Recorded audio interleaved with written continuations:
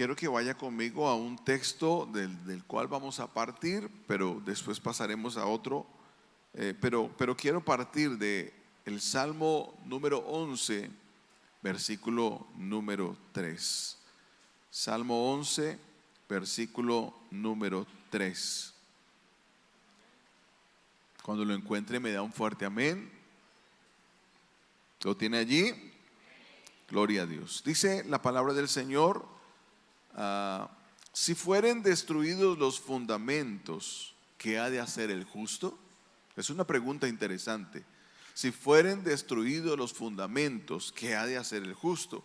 Jehová está en su santo templo, Jehová tiene en el cielo su trono, sus ojos ven, sus párpados examinan a los hijos de los hombres. Jehová prueba al justo, pero al malo y al que ama la violencia, su alma los aborrece.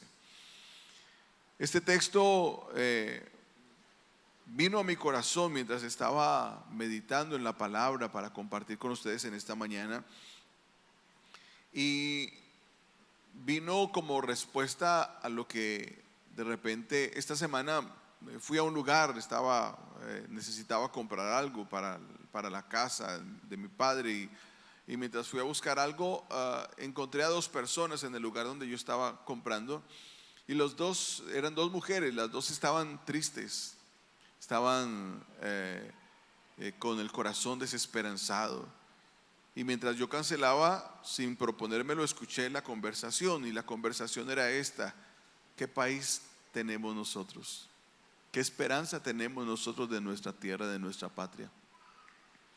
Y decían, los muchachos no quieren estudiar, malo si se les pone un trabajo, si se les pone una tarea, no quieren hacer nada, no quieren estudiar, no quieren tener un compromiso con su crecimiento, no quieren tener un compromiso con Colombia, no quieren tener un compromiso con su propia casa. Malo si se les atiende, malo si se les, bueno, por todos los lados, y estaban en desesperanza.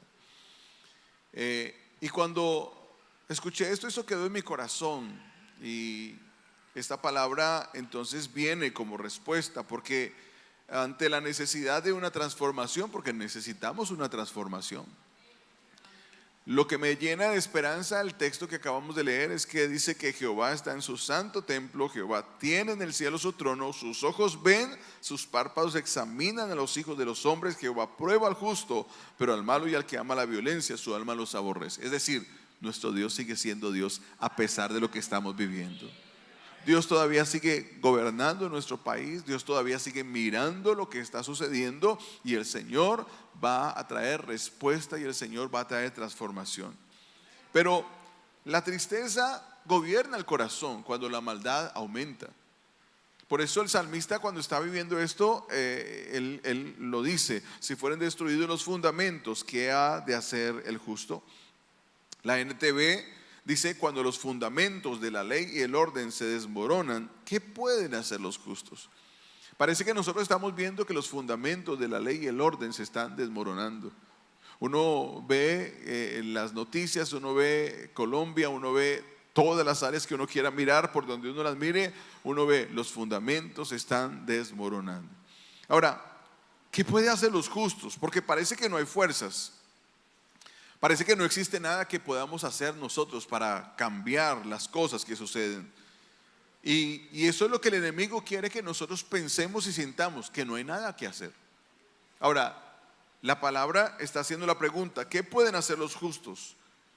Y aunque el enemigo ha querido traer la mentira de que no hay nada por hacer, entonces ¿será verdad que no hay nada más que podamos hacer por nuestra patria? ¿Será verdad que no hay nada que podamos hacer por nuestra nación? La respuesta es que sí hay algo que podemos hacer, y eso me llena de esperanza. Ya le dije, primero porque Dios sigue gobernando nuestra nación, porque Dios sigue siendo Dios de Colombia, Dios sigue siendo Dios de las naciones. Pero además yo encuentro que hay cosas que los justos pueden hacer para que las cosas cambien. Y como respuesta a esa pregunta que hace el salmista, yo quiero que me acompañe a Segunda de Crónicas, capítulo 7, versículo 11 al versículo 22. Dice la palabra en 2 de Crónicas 7, del 11 al 22, y es la respuesta a la pregunta: si los fundamentos de la ley y el orden se desmoronan, ¿qué ha de hacer el justo? Y esta es un episodio que sucede hace 8 días. Hace 8 días estábamos terminando la palabra que quise terminar con ustedes, esa palabra cuando Salomón está consagrando el templo. Él hace unas oraciones específicas a Dios y pide respuestas específicas de Dios sobre su templo.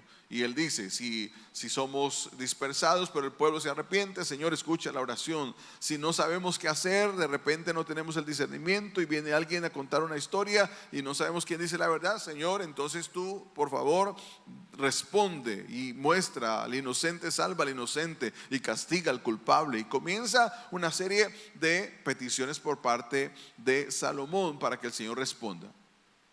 Ahora, después de esa oración de consagración hermosa, es cuando el Señor responde. Salomón ha ofrecido una cantidad de animales, ha consagrado animales para que el pueblo rinda culto y adoración al Señor. Pero ahora en el versículo 11 dice: así que Salomón terminó de construir el templo del Señor y también el palacio real, llevó a cabo todo lo que había pensado hacer en la construcción del templo y del palacio. Luego, una noche el Señor se le apareció a Salomón y le dijo: he oído tu oración y he elegido este templo como el lugar para que se realicen sacrificios. Puede ser que a veces yo cierre los cielos para que no llueva, o mande langostas para que devoren las cosechas, o envíe plagas entre ustedes. Pero si mi pueblo que lleva mi nombre se humilla y ora, busca mi rostro y se aparta de su conducta perversa, yo oiré desde el cielo, perdonaré sus pecados y restauraré su tierra. Mis ojos estarán abiertos y mis oídos atentos a cada oración que se eleve en este lugar, pues he elegido este templo y lo he apartado para que sea santo, un lugar donde mi nombre será honrado para siempre. Lo vigilaré sin cesar porque es muy preciado a mi corazón. En cuanto a ti, si me sigues fielmente como lo hizo tu padre David y obedeces todos mis mandatos, decretos y ordenanzas, entonces estableceré tu dinastía en el trono. Pues hice este pacto con tu padre David cuando le dije: uno de tus descendientes siempre gobernará a Israel. Sin embargo, si tú o tus descendientes me abandonan y desobedecen los decretos y los mandatos que les he dado y sirven y rinden culto a otros dioses, entonces desarraigaré el pueblo de la tierra que le he dado. Rechazaré este templo que hice santo para honrar mi nombre. Haré que sea objeto de burla y de ridículo entre las naciones. Y aunque ahora este templo sea imponente, todos los que pasen por allí quedarán horrorizados. Preguntarán: ¿por qué habrá hecho el Señor cosas tan terribles a esta tierra y a este templo? Y la respuesta será: porque los israelitas abandonaron al Señor, Dios de sus antepasados, quien los sacó de Egipto, rindieron culto a otros dioses y se inclinaron ante ellos. Por esa razón les envió tantas calamidades. Este texto es un texto que con frecuencia nosotros hemos tomado para orar por nuestra nación. Y cuando oramos por nuestra nación, oramos pidiendo la paz de nuestra nación. ¿Está mal pedir la paz de nuestra nación? Por supuesto que no. Debemos orar para que el Señor traiga paz a nuestra nación. Solo que en la oración nos hemos enfocado en pedir que Colombia busque de todo corazón el nombre de Dios para que venga un cambio. Sí, necesitamos que Colombia busque de todo corazón el rostro del Señor para que venga un cambio. Sin embargo, muchas veces hemos orado y orado y parece que nuestra nación no cambia. ¿No ha tenido usted esa percepción? ¿Cuántas veces usted ha orado por Colombia? ¿Cuánto tiempo llevamos orando por Colombia? ¿Será que Dios nos responde? Porque Dios responde. Dios está en su trono y está mirando. Pero sin embargo, a veces nos llenamos de desesperanza porque parece que Dios no responde. Pero cuando yo pienso en esto, entonces tengo que hacer claridad. No es que Dios no responda a las oraciones. Lo que pasa es que debemos ir a otro texto que nos da la razón por la cual Dios no está respondiendo a las oraciones. Lucas capítulo 14, versículo 34. Anótelo allí para que usted pueda después revisar los textos. Lucas 14, versículo 34. Dice la palabra del Señor: la sal es buena para condimentar, pero si pierde su sabor, ¿cómo la harán ¿Cómo la harán salada de nuevo? La sal sin sabor no sirve ni para la tierra ni para el abono. Se tira. El que tenga oídos para oír, que escuche y entienda. Ahora, vuelvo a tomar el texto porque hemos dicho, parece que Dios no responde. Pero no es que Dios no responda. El problema no está en Dios que no escuche, porque Dios escucha y sigue siendo Dios de las naciones. El problema está en que la sal ha perdido su sabor. Y cuando hablamos de la sal, no se está refiriendo al pueblo colombiano que no conoce de Dios y por el cual estamos orando que Dios responda. Porque el problema no son los que no conocen de Dios. El problema somos los que, conociendo del Señor, dejamos de ser sal y dejamos de ser luz. Allí radica el verdadero problema de la situación en la cual nosotros estamos o nos encontramos en este tiempo, en nuestra nación. Y algo está pasando en nuestros días. Por eso le digo, no tiene nada que ver con el hombre inconverso que no conoce a Dios. Tendemos a culparlo, es que el hombre malo, es que el hombre perverso. Sí, pero es que el hombre que no conoce a Dios, él actúa según su naturaleza pecaminosa. Es decir, él actúa como debe actuar. Él está haciendo lo correcto, porque aún no ha sido regenerado en Cristo Jesús. Y entiéndame, no estoy diciendo que hacer lo malo sea lo correcto. No, estoy diciendo que el hombre perverso, el hombre sin Dios, actúa según su naturaleza pecaminosa. Está cumpliendo lo que la ley de la naturaleza pecaminosa dice que debe hacer. Entonces, por no haber sido regenerado y por no haber experimentado un nuevo nacimiento que lo transforme, él está actuando de manera negativa. Romanos 8, versículo 5, y sigo avanzando, dándole algunos textos para hablarle, y quiero hablarle de esa naturaleza pecaminosa. Romanos 8, versículo 5 dice: los que están dominados por la naturaleza pecaminosa piensan en cosas pecaminosas. Eso lo dice la palabra, es la naturaleza. Ellos no pueden responder de otra manera. Por eso es que oramos para que venga una salvación, debemos seguir orando. Oramos para que cambie toda Colombia, debemos seguir orando. Pero escúcheme, la salvación no va a venir de esa manera. No es que no funciona así.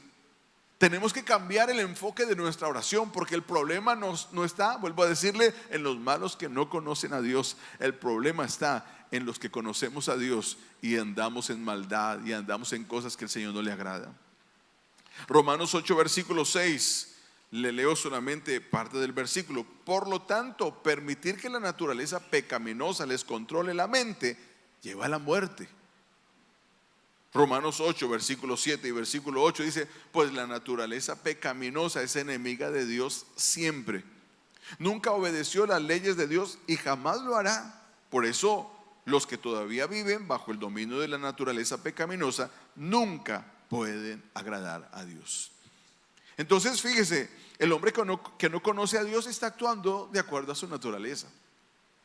Él está actuando como una persona que no tiene a Dios en su corazón, no tiene luz por ningún lado, no tiene al Señor en su corazón, no tiene conocimiento de la palabra. Él está actuando conforme a su naturaleza. No podrá responder a Dios como debe, pero la culpa, vuelvo a decir, no la tiene Dios, no la tiene el hombre natural, sino que es necesario reenfocar y buscar qué es lo que está pasando. Ahora, en el plan de Dios estaba escrito que las naciones, o el plan de Dios para la humanidad es que las naciones conocieran a Dios y conocieran la palabra a través del pueblo que Él escogió para que fuera su pueblo. Ese fue el propósito. Dios pretendía revelarse y se reveló a su pueblo y esperaba que su pueblo fuera sal y fuera luz, y que a través de él todas las naciones de la tierra pudieran conocer el mensaje de salvación. Era la responsabilidad del pueblo, pero el pueblo no cumplió con su responsabilidad. El pueblo se apartó del Señor y por eso el mundo se llenó de maldad, porque no conocieron a Dios y porque el pueblo del Señor no fue sal para sazonar las naciones. Por eso el pueblo fue arrancado. Porque cuando la sal no tiene sabor, dice la palabra, no sirve ni para la tierra ni para el abono, ni para la tierra ni para el muladar, dice la Reina Valera. No sirve para nada. Tiene que ser hollado, pisoteado por los hombres. O sea que el problema de nuestra nación, vuelvo a insistir, no es el malo que no conoce a Dios. El problema de nuestra nación somos nosotros que, conociendo a Dios, no estamos viviendo para honrarlo a Él y para glorificar su nombre. El problema de nuestra nación es que, siendo un pueblo de Dios que conoce lo que la palabra de Dios aprueba, porque conocemos la palabra de Dios. ¿Cuántos conocen la palabra de Dios? ¿Cuántos conocen los mandamientos de Dios? ¿Cuántos conocen lo que es agradable a Dios? Ok, pero el problema, ¿sabe qué es? Es que conociendo lo que Dios aprueba y desaprueba, aún así terminamos entrando en algún momento en un pensamiento progresista, pensando que la palabra del Señor también es progresista, y comparando, o mejor, comprando el discurso de los que a lo malo llaman bueno y a lo bueno llaman malo, dejando de lado la instrucción de la palabra de Dios, que es la verdad absoluta del creyente. Pero déjeme definir la palabra progresista. El diccionario dice que los progresistas son personas o grupos que se identifican con un conjunto de ideas y objetivos que buscan el progreso de la sociedad. Generalmente a través de reformas sociales y políticas. Su visión del progreso suele enfatizar la igualdad, la justicia social, la defensa de los derechos humanos, la importancia de la intervención estatal para mejorar la vida de las personas, especialmente los más vulnerables. Pero escúcheme, el progreso de la sociedad solamente podrá venir cuando recuperemos nuestras facultades y volvamos a ser sal y volvamos a ser luz. Solamente así nuestra nación puede progresar, y solamente así podremos ver un cambio y una transformación del Señor. Porque el problema no son los malos que no conocen al Señor. El problema somos los que, conociendo al Señor, todavía queremos llamar a lo malo bueno y entrar en el pensamiento de muchos que no conocen al Señor y que están actuando según su naturaleza. Lo que no se espera es que nosotros, teniendo una naturaleza restaurada por el Señor, habiendo tenido un encuentro personal con Dios y habiendo conocido la palabra, ahora entremos de repente a comprar o a aceptar todo lo que el que no conoce al Señor de repente viene a imponer. Por eso es que necesitamos nosotros volver a ser sal y volver a ser luz, porque cuando la sal pierde su sabor, no sirve para nada. El plan del Señor para nuestra nación es salvación, sí. El plan de Dios para nuestra nación es que Colombia sea una tierra feliz, claro que sí. Pero el plan de Dios para nuestra nación es usar a la iglesia de Cristo para que toda nuestra nación venga al conocimiento de la palabra del Señor, para que nosotros seamos sal y para que nosotros seamos luz. Por eso Dios le dijo a Salomón: puede ser que a veces yo cierre los cielos para que no llueva. Habla de cerrar los cielos. Habla, mande langostas para que devoren las cosechas. Pero en tercer lugar dice: envíe plagas entre ustedes. Mire, este era un panorama totalmente desalentador. Y el Señor está advirtiendo en esa oración de consagración que ha hecho Salomón. Está diciendo: mire, puede ser que a veces suceda esto. Dios advirtió lo que podía suceder y dio claramente cuáles serían las razones por las cuales estas cosas podrían suceder. Ahora, déjeme ampliar un poquito este panorama que nos coloca de una manera muy resumida el Señor cuando está respondiendo. Puede ser que yo cierre los cielos para que no llueva, mande langostas para que devoren las cosechas, envíe plagas entre ustedes. Pero vaya conmigo a Levítico capítulo 26. Levítico capítulo 26 versículo 14 dice la palabra, y esto nos sirve para ampliar un poco el panorama que el Señor estaba hablando del momento en que el Señor pudiera cerrar los cielos, enviar las langostas o enviar plagas. Dice Levíticos 26 versículo 14: sin embargo, y está hablando ¿a quién? Al pueblo de Dios. Dios está hablando a Salomón y va a hablar de su pueblo. Levíticos 26, Dios está hablando con el pueblo. Sin embargo, si no me escuchan ni obedecen todos estos mandatos. Y la primera parte de Levítico la leímos en la ofrenda, que hablaba de las bendiciones del Señor, lo que Dios ha preparado. Pero ahora dice: sin embargo, si no me escuchan ni obedecen todos estos mandatos, y si rompen mi pacto, al rechazar mis decretos, al tratar mis ordenanzas con desprecio y al rehusar obedecer mis mandatos. ¿A quién está hablando? No estaba hablando a la gente, a las naciones de la tierra que no conocían a Dios. Estaba hablando con el pueblo del Señor. Yo los castigaré Traeré sobre ustedes terrores repentinos, enfermedades debilitantes y altas fiebres que harán que sus ojos fallen y que su vida se consuma poco a poco. Sembrarán sus cosechas en vano porque sus enemigos se las comerán. Me volveré contra ustedes y sus enemigos los derrotarán. Aquellos quienes los odian los gobernarán y ustedes huirán aun cuando nadie los esté persiguiendo. Versículo 18. Y si a pesar de todo esto todavía me desobedecen, los castigaré 7 veces por sus pecados. Quebrantaré su espíritu orgulloso al hacer que el cielo sea tan rígido como el hierro y la tierra tan dura como el bronce. Todo su trabajo será en vano porque la tierra no dará cosechas y los árboles no producirán fruto. Si aún así permanecen hostiles conmigo y rehúsan obedecerme, aumentaré 7 veces el desastre a causa de sus pecados. Enviaré animales salvajes que los privarán de sus hijos y destruirán su ganado. Ustedes disminuirán en número y sus caminos quedarán desiertos. Versículo 23. A estas alturas yo ya estaría arrepentido, con polvo en la cabeza y rostro en tierra. Pero dice: y si todavía, versículo 23, no aprenden la lección y continúan su hostilidad hacia mí, entonces yo mismo seré hostil con ustedes. Los castigaré 7 veces con calamidades por sus pecados. Enviaré ejércitos en su contra que llevarán a cabo la maldición del pacto que violaron. Cuando corran a sus ciudades buscando seguridad, les enviaré una plaga para destruirlos ahí mismo y serán entregados en manos de sus enemigos. Destruiré su provisión de alimentos al punto de que 10 mujeres necesitarán un solo horno para preparar el pan de sus familias. Ellas racionarán el alimento por peso, aunque coman y no se sacien. Si a pesar de esto todavía rehúsan escuchar y aún permanecer hostiles hacia mí, entonces yo descargaré toda mi hostilidad. Yo mismo los castigaré 7 veces por sus pecados. Entonces comerán la carne de sus propios hijos e hijas.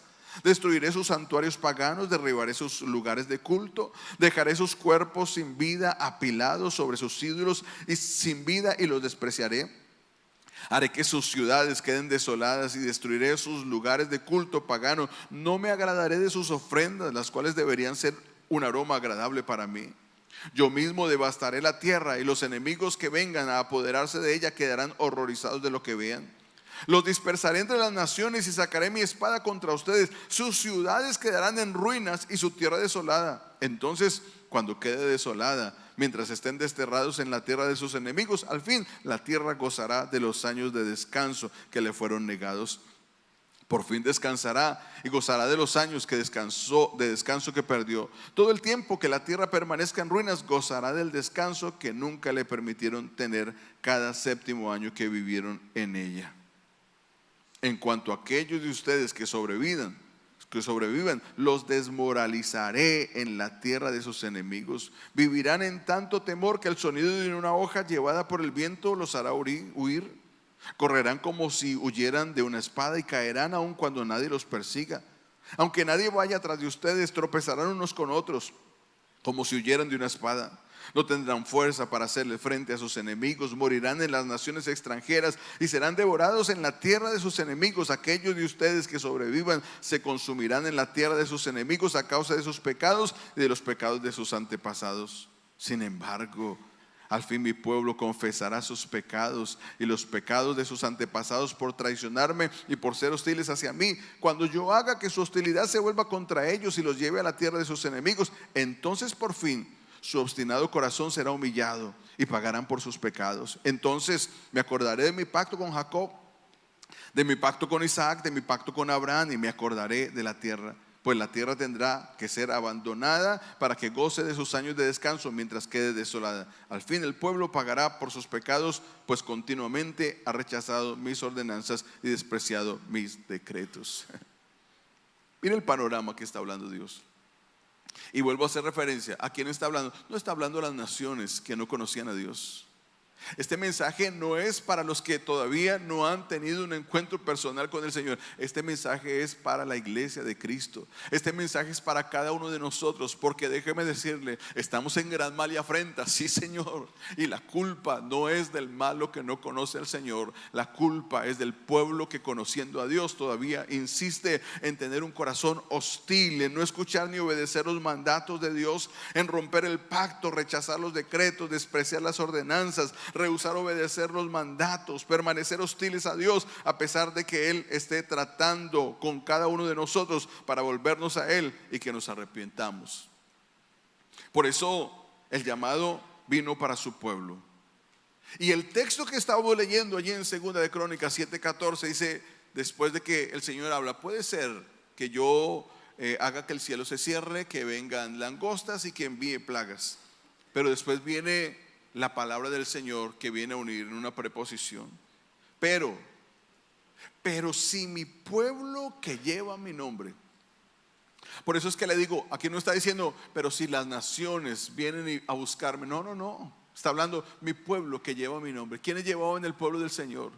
Eran los que conocían la palabra de Dios. Eran los que habían sido sacados de Egipto con milagros poderosos. Eran los que vieron al Señor obrar, hacer milagros en medio del desierto, y los que finalmente fueron introducidos en la tierra prometida. Ese era el pueblo que llevaba el nombre del Señor. Lo que hacía diferente al pueblo de Israel de las demás naciones era el nombre del Señor, era la presencia del Señor, era el arca sagrada del Señor. Eso era lo que hacía diferente al pueblo de Israel de las demás naciones. Pero cuando el pueblo de Israel deshonró al Señor, ellos se escandalizaron. Y hay un episodio que dice que las naciones estaban horrorizadas viendo cómo el pueblo de Israel hacía lo malo. Y decían, pero son como nosotros, actúan de la misma manera que nosotros actuamos. Ellos se han apartado, han hecho lo malo, así como nosotros. No había ninguna diferencia, porque es que la única diferencia entre el que no conoce al Señor y los que conocemos al Señor es la presencia de Dios. Es vivir una vida en obediencia a Dios, es vivir una vida en obediencia a la palabra, es tener una vida comprometida con Él. Por eso dice, pero si mi pueblo que lleva mi nombre. Todavía hay algo que podemos hacer, aunque los fundamentos de la ley y el orden se desmoronen. Por eso dice, pero si mi pueblo que lleva mi nombre. Por eso yo vengo a decirte en el nombre del Señor, levántate tú que llevas el nombre del Señor. Levántate en este tiempo tú que conoces la palabra. Levántate en este tiempo tú que tienes fe y esperanza en el Señor, que crees en la palabra, que tienes una vida comprometida. Levántate, pero si mi pueblo que lleva mi nombre. ¿Qué tiene que hacer el pueblo que lleva el nombre del Señor? Comienza a decir, se humilla y ora. Dios no puede responder sin que primero reconozcamos nuestra maldad y nos humillemos y lo busquemos en oración. Dios no va a responder. Necesitamos responder, humillarnos y buscarlo en oración. Pero nos hemos desviado tanto y nuestro corazón se ha endurecido tanto que estamos confundiendo arrepentimiento y humillación con remordimiento. Y pensamos que el remordimiento es lo que hace que el Señor cambie. Ya mi situación cambia porque tengo remordimiento en el corazón. No, hermano, el remordimiento no sirve para nada. 2 de Corintios 7, versículo 10, dice la palabra, y habla de la tristeza que viene en el remordimiento. Pues la clase de tristeza que Dios desea que suframos nos aleja del pecado y trae como resultado salvación. No hay que lamentarse por esa clase de tristeza, pero la tristeza del mundo, la cual le falta arrepentimiento, resulta en muerte espiritual. Pero nosotros pensamos que con una lloradita, ya el Señor se conmovió, y seguimos en los mismos caminos. Seguimos haciendo lo malo, desobedeciendo a Dios. Seguimos irrespetando los principios del Señor.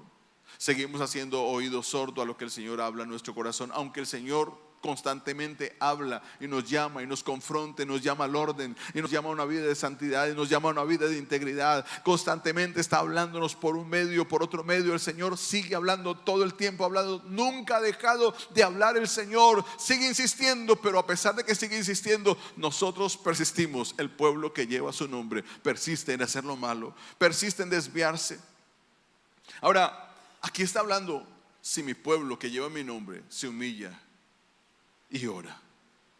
Déjeme mostrarle lo que la palabra del Señor me habla acerca de la humillación. ¿Cómo es que una persona se humillaba? Y tengo varios textos para mostrarle. Josué capítulo 7, versículo 6. Es el episodio cuando el pueblo ha caído, cuando van a conquistar la siguiente ciudad después de que han conquistado Jericó. Entonces en esa siguiente ciudad ellos caen derrotados. Y allí viene Josué a buscar al Señor. Entonces Josué capítulo 7 versículo 6. Entonces Josué y los ancianos de Israel rasgaron sus ropas en señal de aflicción, se echaron polvo sobre la cabeza y se inclinaron rostro en tierra ante el arca del Señor hasta que cayó la tarde. Mire, yo no conozco un corazón arrepentido que en el arrepentimiento se está haciendo selfies para verse bonito. Eso no es arrepentimiento. El arrepentimiento que me está hablando aquí la palabra del Señor, según dice Josué capítulo 7 versículo 6. Oiga, rasgaron sus ropas en señal de aflicción. ¿Sabe? Si yo me pongo hoy y rasgo mis ropas, va a ser notorio delante de usted, porque va a ver las ropas rasgadas y usted va a decir: ¿qué pasó? ¿Qué pasó? Se rasgó las ropas. Pero señal de rasgarse las ropas era una señal de humillación, de postrarse, de reconocimiento. Rasgaron sus ropas en señal de sacrificio, se echaron polvo sobre la cabeza, se inclinaron rostro en tierra ante el arca del Señor hasta que cayó la tarde. No fue una humillación de 5 minutos.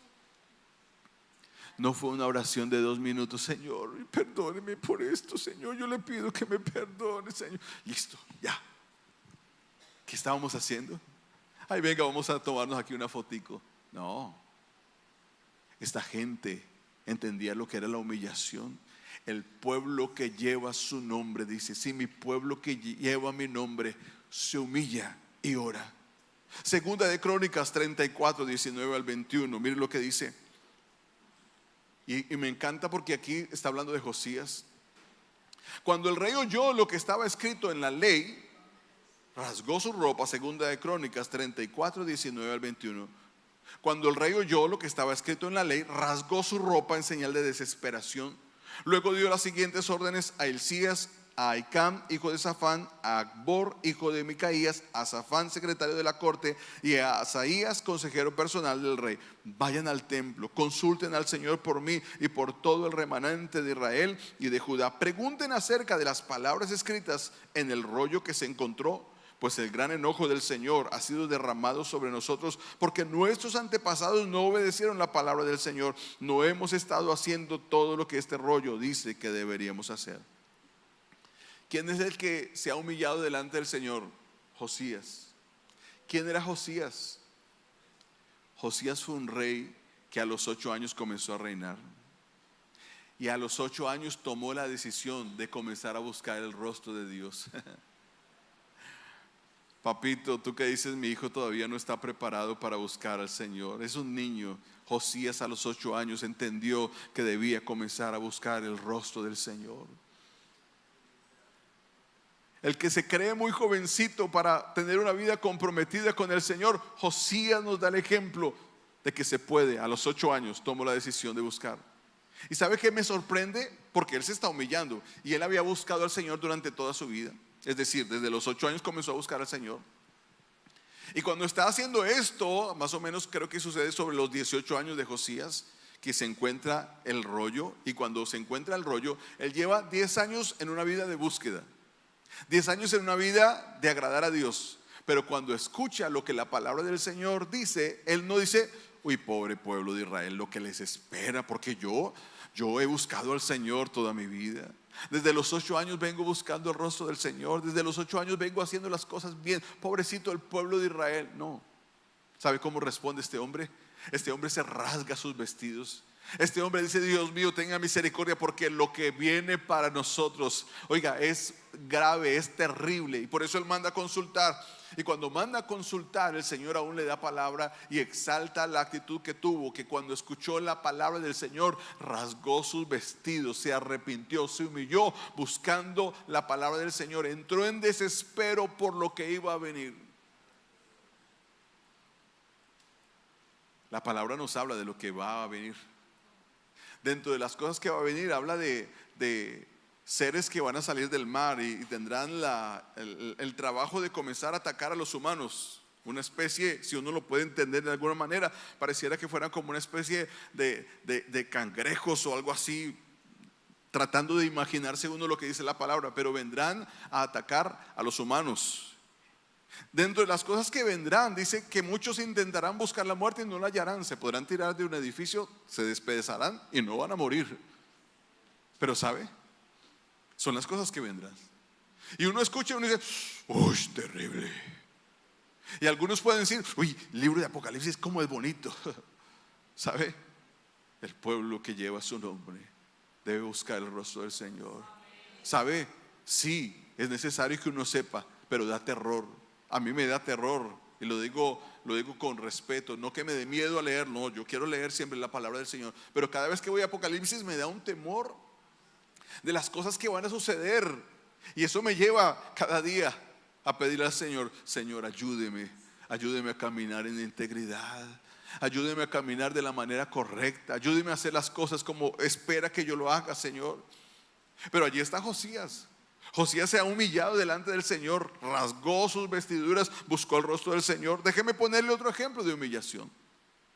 Job capítulo 42 del 1 al 6, lo mencionaba hace 8 días. Entonces Job respondió al Señor, porque el Señor le ha dicho, ¿quién es el hombre que se ha levantado para hablar con tanta necedad? Parafraseándolo. Entonces viene la respuesta. Entonces Job respondió al Señor, capítulo 42, sé que todo lo puedes y que nadie puede detenerte. Tú preguntaste, ¿quién es este que pone en duda mi sabiduría con tanta ignorancia? Soy yo. Y hablaba de cosas sobre las que no sabía nada, cosas demasiado maravillosas para mí. Tú dijiste, escucha y yo hablaré. Tengo algunas preguntas para ti, tendrás que contestarlas. Hasta ahora solo había oído de ti, pero ahora te he visto con mis propios ojos. Me retracto de todo lo que dije y me siento en polvo y ceniza en señal de arrepentimiento. Yo no veo ahí a alguien que dijo, me arrepentí, yo ya le pedí perdón al Señor. Oiga, y no es que Dios no perdone, Dios perdona, pero espera la actitud de un corazón arrepentido. Cuando su hijo comete alguna falta contra usted y de repente usted se enoja y lo castiga, pero su hijo viene y le dice, no papá, perdóneme, sí, yo lo amo mucho. Y usted, ¿cómo responde usted? De pronto usted es un padre amoroso y lo abraza, y usted espera que el hijo cambie la actitud. Pero cuando usted ve que una vez que usted lo abraza, el hijo sigue haciendo lo mismo, usted dice, este muchacho no se arrepintió. Ahora, lo que Dios está hablando del pueblo que lleva su nombre, está llamando, ¿sabe a qué? A la humillación. Está hablando a sentarnos en polvo y ceniza. ¿Usted sabe lo que es sentarse en polvo y ceniza? Hay textos que dicen que en la humillación no solamente hacían esto, no solamente se rasgaban, sino que también se ponían tela áspera. ¿Usted ha usado ropa de tela áspera? ¿No? De pronto voluntariamente uno no va a usar una tela áspera, pero a veces uno encuentra que hay ropas que por alguna razón la tela no es tan cómoda y uno se incomoda tanto porque la tela lo lastima. Ahora imagínese una tela áspera. Algunos decían que era como una tela de costal que se ponían. Eso era la tela áspera. Se sentaban en el polvo, se echaban polvo sobre su cabeza, rasgaban sus vestiduras, se humillaban delante del Señor, polvo en tierra, diría alguno, buscando la presencia del Señor, humillándose de todo corazón. Pero nosotros estamos solamente diciendo, Señor, el mal que viene para Colombia es tan tremendo, Señor. Lo que puede venir sobre esta nación, uy, Dios mío, pero mire cómo estamos, mire el malo, mire esto. No sigamos mirando al malo, porque el malo está haciendo lo que su naturaleza lo lleva a hacer.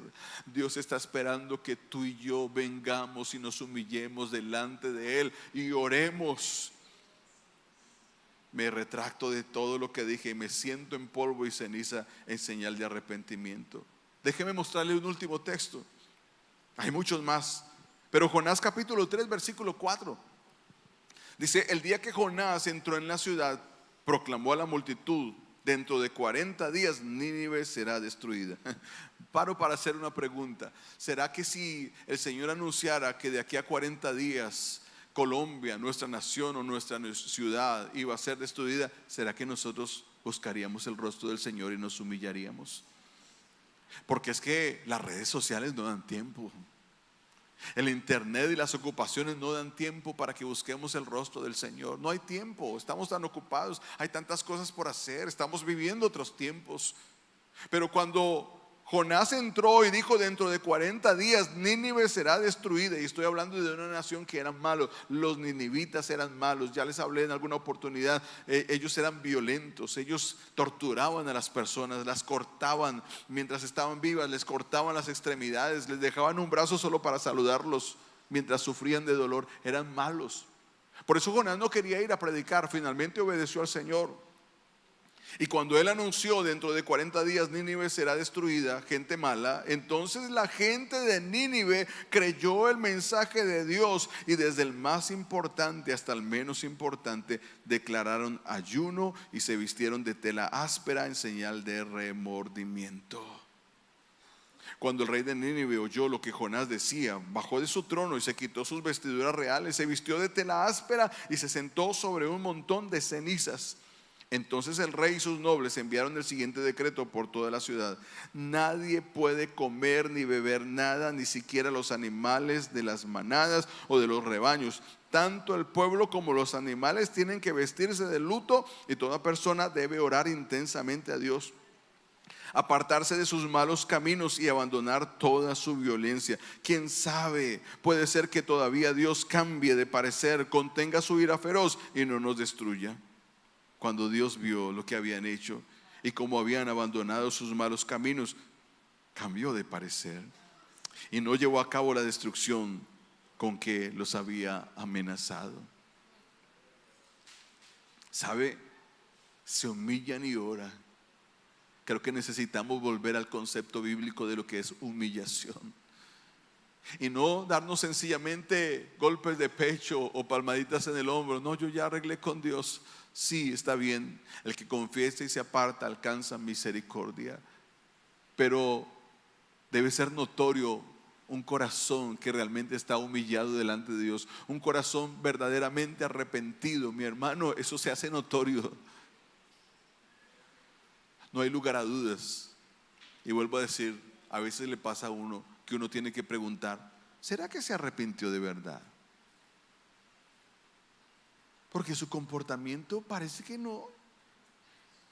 Todavía él sigue de la misma forma, su vida está como si nada. ¿Y quiénes son los que de repente pueden equivocarse? El pueblo que lleva su nombre. El pueblo que lleva su nombre. El tiempo no me da para avanzar, pero yo quiero parar por aquí. Y quiero que nos paremos en el nombre del Señor. Mire, este texto y esta palabra no es una acusación contra alguien de manera especial. Aunque alguien de repente pudiera decir: me la echó a mí. No. Y si usted está diciendo me la echó a mí, dígame dónde se sienta para sentarme al lado suyo, porque también cae para mí. Porque yo también muchas veces he dicho: uy, qué detestable, qué situación tan mala. Pero me he detenido para orar. No siempre he orado. Y el Señor está diciendo que el pueblo que lleva su nombre se humilla y ora. Se humilla y ora. Recientemente estuve en una actividad del concilio, y allí el director de la pastoral de Fervor Pentecostal estaba hablando y estaba diciendo: va a llegar el tiempo en que vamos a orar porque viene tiempo de hambre. Estaba hablando como profeta. Vienen tiempos de hambre, vienen tiempos difíciles, y nosotros no podemos estar más con el jueguito de que no, necesitamos humillarnos y orar. ¿Sabe por qué? Porque los únicos que podemos traer transformación sobre nuestra nación somos nosotros, solamente nosotros. Yo espero después poder continuar y terminar esta palabra con ustedes, pero hoy yo quiero que te pongas de pie mientras la música suena. Yo quiero que cierres tu corazón. si mi pueblo que lleva mi nombre se humilla y ora. Creo que Dios nos está llamando a tiempos de oración. Nos está llamando realmente a vivir un genuino arrepentimiento y no solamente sentir el dolor por una falta que hemos cometido. Ay, es que me duele lo que hice. Si te duele, tú vas a cambiar. Si te duele realmente, tú vas a buscar una vida diferente. Tú vas a humillarte. La humillación tiene que ser notoria. Vestiduras rasgadas, polvo en la cabeza, cenizas, sentarse en las cenizas. Así que el altar está abierto para el que quiera venir al altar y decirle: Señor, estamos aquí delante de ti, Señor.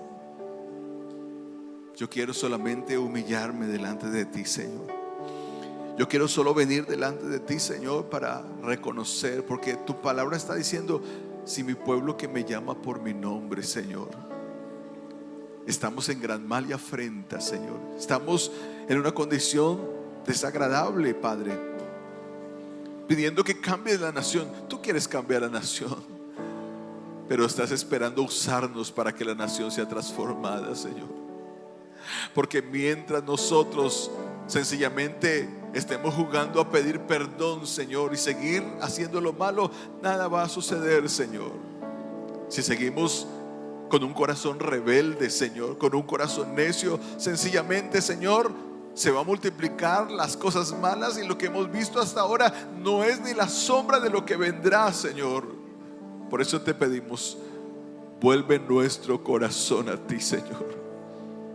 Vuelve nuestro corazón a ti, Señor, que como hijos tuyos, Señor, realmente tengamos un corazón arrepentido, Señor. Que podamos abstenernos de todas las cosas que a ti no te agradan y que nosotros conocemos que no te agradan.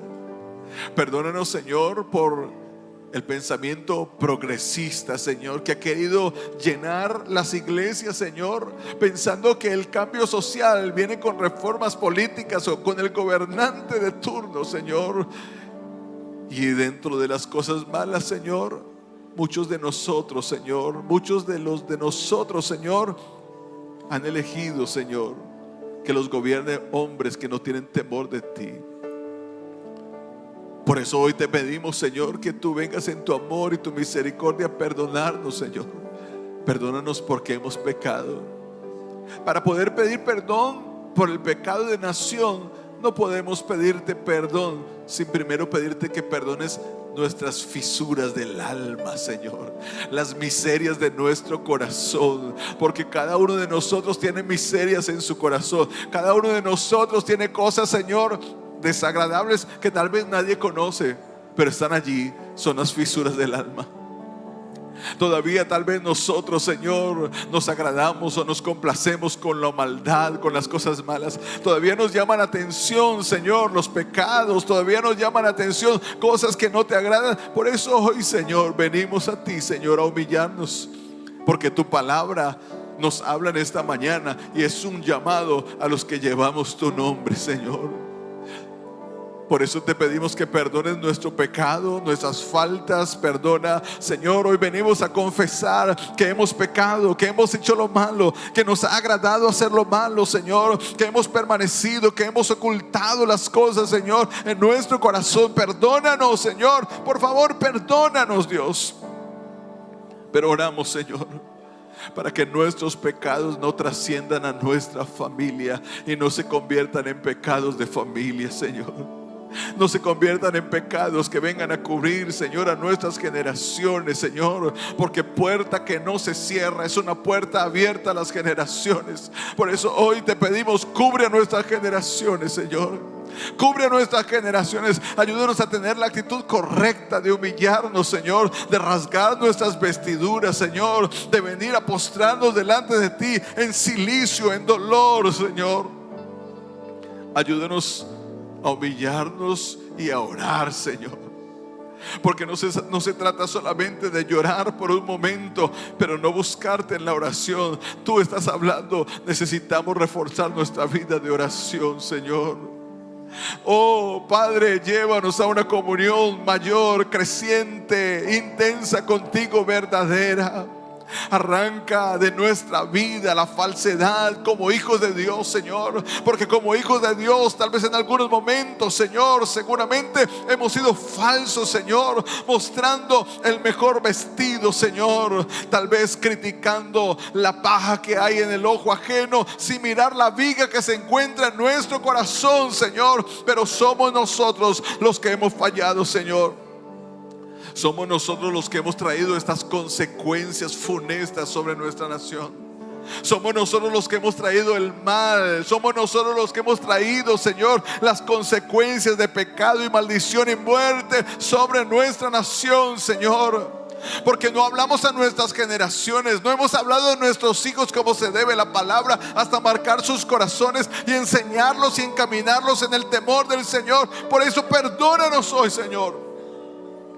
Perdónanos porque le hemos cedido la responsabilidad de crianza a un celular, a un computador, a una tableta, Señor. Y pensamos que criar es entretener con juegos y con canciones, Señor. Pero criar y enseñar va mucho más allá, Señor. Es transmitir con la vida, es dar instrucciones, es dar guianza, Señor, en el camino. Es que como madres, la madre pueda traer instrucción y el padre pueda guiar, Señor. De eso nos habla Proverbios. Ayúdanos, Señor, a pararnos en el camino, a traerles instrucciones de tu palabra a nuestras generaciones y a guiarlos, Señor, por el buen camino. Mostrarles la dirección para que puedan llegar al lugar que tú has preparado para cada uno de ellos. Pero perdónanos todas las veces, Señor, que hemos sido demasiado livianos o que hemos delegado nuestra responsabilidad, Señor, solamente con la excusa de que estamos cansados, con la excusa de que hemos trabajado, Señor, pensando que trabajar y dar lo suficiente a la casa es todo lo que se necesita. Pero tu palabra nos enseña, hay cosas que deben cambiar en nuestra casa. Hay cosas que deben cambiar en nuestra familia. Necesitamos un compromiso verdadero, interno contigo, Señor. Hoy te pedimos, ayúdanos a buscarte. Ayúdanos a humillarnos de todo nuestro corazón, Señor. No queremos, Señor, quedarnos en el remordimiento, en la tristeza, Señor, que es según el mundo, que nos lleva a la muerte, Señor. No, Padre, aunque nos avergüence muchas veces lo malo que hayamos hecho, queremos la tristeza según tú, Señor, según lo que nos dice la palabra. La tristeza que es según Dios nos lleva al arrepentimiento y produce vida, Señor. Produce vida en nuestros corazones, Señor. Padre, perdónanos porque nosotros somos los principales saboteadores de nuestra vida, Señor. Que muchas veces queremos cambio, pero cuando estamos en casa nos olvidamos de lo que queremos. Nos olvidamos del deseo de nuestro corazón. Nos olvidamos de buscarte de todo corazón, Señor. Nos olvidamos de orar. Nos olvidamos de clamar. Perdónanos, Señor, y ayúdanos, Señor.